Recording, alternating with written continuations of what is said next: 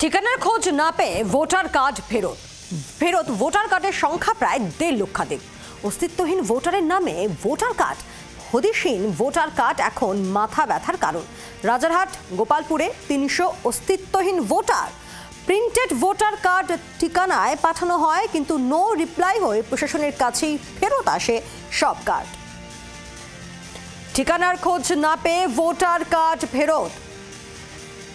অর্কদীপ্ত মুখোপাধ্যায় রয়েছেন আমাদের সঙ্গে, টেলিফোনে প্রতিনিধি। অর্কদীপ্ত, তাহলে রাজারহাট গোপালপুরে এই এত অস্তিত্বহীন ভোটার কার্ড এখন মাথা ব্যথার কারণ?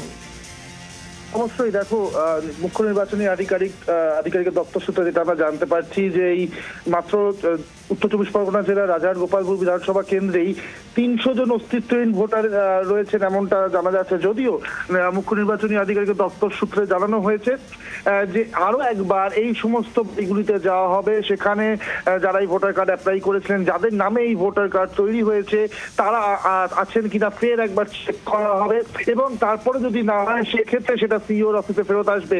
এবং যেটা পায়ের আরো যেটা চিন্তার কারণ হতে পারে কমিশনের জন্য, যে শুধুমাত্র একটা বা দুটো বিধানসভা নয়, বেশ কিছু বিধানসভার ক্ষেত্রেই কিন্তু এই ধরনের অস্তিত্বহীন ভোটারের খোঁজ পাওয়া গিয়েছে বলেই জানা যাচ্ছে কমিশন সূত্রে। এবং সেই সংখ্যাটা কিন্তু প্রায় 1.5 লক্ষর কাছাকাছি, এবং 1.5 লক্ষ ভোটার কার্ড কিন্তু এই মুহূর্তে বিলি না হয়ে পড়ে রয়েছে জেলা শাসক বা ডিওদের কাছে। ফলে এইগুলো আরো একবার চেষ্টা করা হবে, এবং 20 তারিখের মধ্যে একটা ডেডলাইন দেওয়া হয়েছে সিও দপ্তর তরফ থেকে, এবং তার মধ্যে যদি না হয় সেক্ষেত্রে 20 তারিখের মধ্যে এই সবকটি কার্ড যেগুলো বিলি হবে না সেগুলো ফেরত পাঠিয়ে দিতে হবে সিও দপ্তরে, এবং তারপরেই হয়তো পরবর্তী কোর্স অফ অ্যাকশন কি হবে সেটা সিও দপ্তর ঠিক করবে। সব মিলিয়ে কিন্তু এই কার্ডের আসল মালিক কারা, হতেই পারে তারা এই মুহূর্তে তাদের বাড়িতে নেই, সেই জন্যই ফের একবার চেষ্টা করা হবে, কিন্তু তারপরে কিন্তু সিও দপ্তর পরবর্তী পদক্ষেপ নেবে।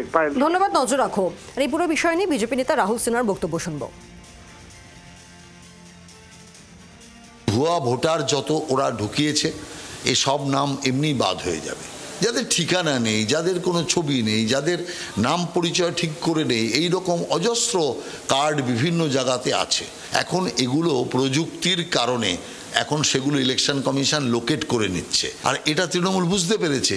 বুঝতে পেরেই তৃণমূলের মাথা খারাপ হয়ে গেছে যে এই যে জাল ভোট এতদিন ধরে ওরা যে দিয়ে আসতো, রামের নাম করে শ্যামকে ভোট দিত, সেই জিনিসটা এখন বন্ধ হয়ে যাবে। এবং মমতা ব্যানার্জি এত আনব্যালেন্সড ভূমিকা যেটা আমরা দেখছি, এটা এই কারণে হচ্ছে উনি জানেন যে ইলেকশন কমিশন যদি ভোটার লিস্টের সংশোধনের কাজ পূর্ণ করতে পারে, তাহলে তৃণমূলের সংশোধনও পূর্ণ হয়ে যাবে।